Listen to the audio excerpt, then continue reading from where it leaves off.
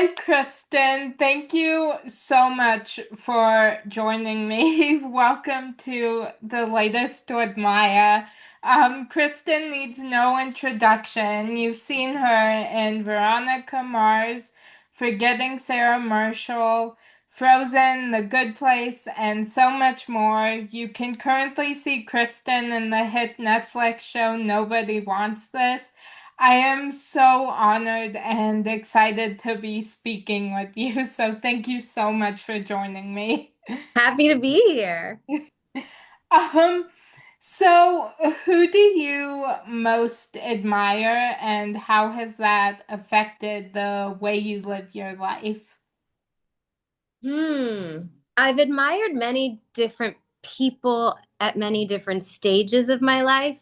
Currently, I hold the most admiration for kids, all kids, any kids, because of the way they see the world.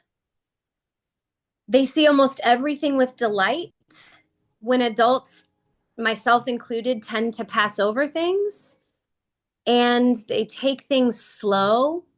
They're in the present, and those are reminders that I need. So I have a lot of admiration for kids. Oh, I love that. Yeah. So what small things bring you joy on a daily basis? Ooh, a good matcha. I like matcha. A fireplace. I always look forward to the holiday time or any time where it gets chilly in LA, which is rare, to be able to sit by a fire. Um, And I think probably snuggles from my dogs. It's a small thing, but I think dogs are nature's antidepressants and they always make me happy. Yeah. Oh yeah, definitely. I love that. Yeah, I have a dog and she's my favorite. I just love her so much. That's great. Um, so what has been the biggest obstacle you've overcome? Ooh, that's a big one. I think learning to trust myself. I think I sometimes try to do things right or be a good person, but I'm not always convinced that's out of trusting myself or just trying for external validation. So, really learning to trust my own instincts and know that when I choose to set a boundary, that's okay. When I choose to be sacrificial and giving, that's okay. But really, learning to trust my own instincts and not going with the crowd has been, I think, my biggest obstacle. Oh, wow. Yeah, yeah, I can definitely relate to having to learn to trust my own instincts. Really? Yeah, Yeah. yeah. My mom always has to remind me of that because I'll be like double checking and triple checking things, and my mom is just like, trust yourself. Yeah. Yeah. Sometimes it's nice to have someone in your life that trusts you a Yeah. lot, and I think it's okay to need that reminder. I sometimes need it as well, where someone has to go, I wish you could see yourself the way I see you. I wish you could trust yourself. Yeah. Yeah, definitely. Um, so what lessons from your childhood have most impacted your worldview? Ooh. I think the biggest one would be I went on a church service trip when I was 18 to Brazil for 3 months. And I worked at, they called it a rescue and restore home. It was based like kind of like an orphanage. And then I also worked in a hospital for a month and a half and just helped out sort of everywhere at drastically underfunded hospital. Um, and that taught me how big the world actually is. And it allowed me to, at that stage in my life, compare some different ways that I could fit into the world that aligned with my values. And at 18, that was pretty pivotal because I was trying to figure out who I wanted to be and what I wanted to do. Oh wow. Yeah. That's amazing. Um yeah, so if you had a warning label, what would yours be? um, human durability tester. Place inanimate objects in her care at your own risk. I That's if it can break, I'll find out. If you loan me your water bottle, I'll let you know how strong it is. Um, yeah, human durability tester for sure. I love that. Yeah. Um, so I am pop culture obsessed and I go in stages of shows that I cannot stop watching. Mhm. Is there a show that you are currently obsessed with? Friday Night Lights. Have you ever watched it? I haven't, but I have really wanted to watch it. I'm so happy for you that you haven't seen it. What I would give to be able to go back and experience Dillon, Texas, and that show from start to finish. Oh, I hope you get a chance to watch it. I'm so happy for you. Oh, yeah, I've been wanting to watch it for a while, so I think right now I'm watching a older show called Franklin and Bash, and then I'm gonna watch Friday Night Lights. So, Wonderful. so thank you for reminding me of No that. problem. Yeah. Um, so when you have a day off, what would your perfect day look like? Hmm. Well, I would still wake up at 7 and get everyone off to school because I get a lot of self-esteem from that job as a mom. So I'd have to make sure that that was like all tied up. And then after they went to school, I would get right back in bed. Even after a cup of coffee, that would not be a problem for me. And I would doze off listening to a David Sedaris book on tape for the first couple hours of the day. And then I would probably get up and take the dogs for a walk and pick a recipe on Pinterest that I wanted to cook that night and just take the whole day very small and slow. Oh, I love that. Those are my ideal days, the ones that are small and slow. Yeah. Oh, I love that. Yeah, I like slow days. Those are always nice. Yeah. Um, so what genre of movie would your life story be told as? A slapstick comedy for sure. I love that. Banana peels and everything. I That's how love you work back in the human durability tester. I'm clumsy is what I'm trying to say, Maya. that. I love that. I'm clumsy too. So, I hear you. Then yeah. yeah, same. Yeah. Yeah. I have always wanted my life story to be both a musical and a rom-com. That's like my dream. I can't believe I didn't pick musical. Maya, that's such a good pick. Well, you can have that. Okay, we can add it in. Yes. Yeah. Um, so what three words best describe you? Ooh, not punctual. I'm going to look at that as one word because it's one idea, not punctual. Um, Enthusiastic and petite. I like those. Thanks. Yeah. Yeah, so do you have any irrational fears? Irrational? I'm going to say no.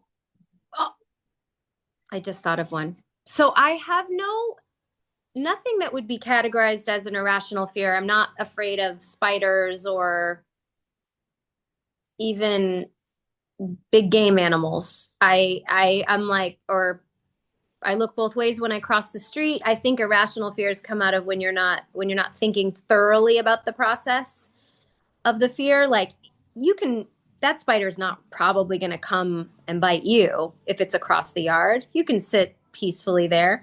But I think my irrational annoyance more than fear is when my hands are wet. I can't stand it for some reason. And I hate the fact that I can't stand it, but when I'm sitting in the pool, I will sit or I'll sit like this with my hands up because the idea of having soggy, so I call them soggy circles, like the Yeah. your fingertip lines. If they were to come in contact with another soggy circle, I'd be afraid I would puke. Mm. Yeah. Yeah, I have too many irrational fears, so I always get it when somebody else has an irrational fear. Okay, fair enough. Fair enough. Yeah, my brain's just one big irrational fear. Okay, that's fair. Um, yeah, so, what is the greatest lesson you have learned from a character you have played? That would have to be Anna from Frozen, and that it is okay to lead with your heart, even if you stumble. I love that. Yeah, that I think that's a great lesson. Thanks. Yeah. Um, yeah, so is there a song that whenever you hear it makes you emotional? Well, outside the Wicked universe, it would be a song by Chet Baker called I Get Along Without You Very Well, which is slow and it's an old standard. And he's basically saying, I get along without you very well, except, and then he lists all the things in the world, except in spring, except when soft rains fall, except when I hear your name. So it's a love song. But if I'm thinking so in the Wicked universe these days. In the Wicked universe, there's no better song than For Good that'll get you Yeah. snot crying, in my opinion. Yeah, I agree. Yeah, there's a show, one of my favorite shows is a show called A Million Little Things, and there was a cover in it of For Good, and that cover especially always makes me Uh, cry. yeah, it's Yeah, such a good song. yeah, it is. Yeah, there's a lot of songs that always make me emotional. So, That's good though. That means yeah, you're so in touch. Music is supposed to affect us that way. yeah, yeah, definitely. Yeah, I always cry when I hear like Because of You by Kelly Clarkson. That's a Um great one. yeah. Yeah, and that one is like also so relatable to me. So yeah, I'm like sobbing every single time I hear it. Oh, So, yeah, and another song is it's called Play This When I'm Gone by MGK. That song makes me cry too. Wait, is that? I'll have to look that one up. I'm wondering if it's the same. I don't know his music so well to know them by name, but there's another one he has that is it the Leave Me Alone? His music is deserves a second look from me, is what I'm saying. Oh yeah, Because yeah, he's got some yeah. great ones. Yeah, I always have his music on repeat, and since he released his Lost Americana album in August, his music has just been on a loop for me like every Really? single day. Yeah. Well, you're inspiring me to go back and listen now. Oh, I would love to know what you think of the song. Okay, I'll let you know. Yeah. Thank you. Yeah. Um Yeah, so, I love inspiring and motivational quotes, and this week the one that spoke to me is what is more beautiful than a moon rising from the darkness? What is more beautiful than a phoenix rising from the ashes? You rising above it all. Um, Mm. is there a quotation that has inspired you lately? First of all, that's an incredible quote. I'm so glad you shared that with me today. That's a really good one. I think one I come back to all the time is an Eleanor Roosevelt quote where she said, "No one can make you feel inferior without your consent." And that is very thought provoking to me because it places the onus on my internal self esteem. If I'm having a hard day or feel I'm being mistreated or anything like that, I really like no one can make you feel inferior without your consent. Yeah. Oh, I love that one. I love her quotes. I Have you ever read any of Andrea Gibson's poetry? don't think so. Oh, I'm going to send you a couple of her books. She sadly just passed away, but she wrote prolifically short, not stories, but short poetry, and it's profound and some of the most beautiful stuff I've ever read. I'm going to send it to Oh. you.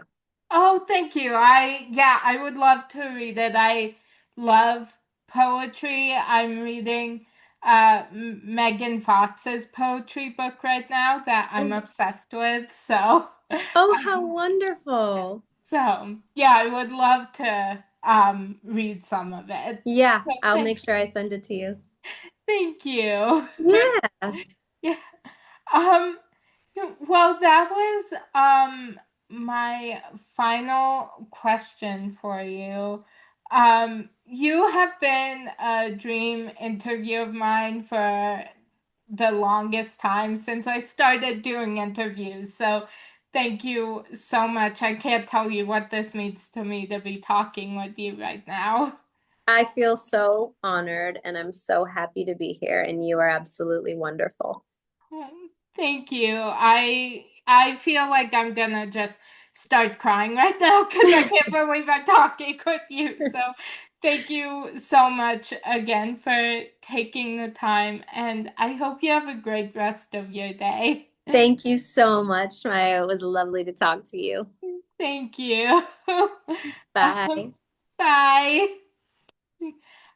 And that's a wrap on today's edition of the latest with Maya.